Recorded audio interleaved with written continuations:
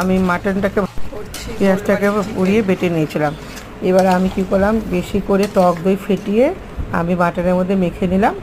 তারপরে কী করলাম, আমি এইবার জিরের গুঁড়ো ধনের গুঁড়ো আমি দিয়েছি, তবে পেঁয়াজটা আমি বেশি একটু দিয়েছি, আর আদা রসুনও দিয়েছিলাম। যাই হোক, এবার তেলের মধ্যে আমি ঘি আর গরম মশলা ফোড়ন দিয়ে আমি মাটনটাকে ছেড়ে দিলাম, দিয়ে ঢাকা দিয়ে রেখে দিয়েছি সিমে। তারপরে যখন তেল বেরিয়ে আসলো তখন ভালো করে কষিয়ে আমি আলু দিয়ে আমি প্রেশার কুকারে দিয়ে দিয়েছিলাম।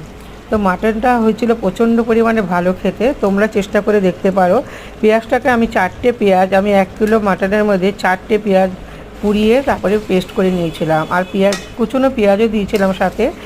আর ঘি গরম মশলা নামিয়ে যখন সবাইকে পরিবেশন করলাম, খেতে দুর্দান্ত হয়েছিল। তোমরা একবার ট্রাই করে দেখো, ভীষণ ভালো হয়েছিল খেতে। তো যাই হোক, এই ছিল আমার মাটন রান্না।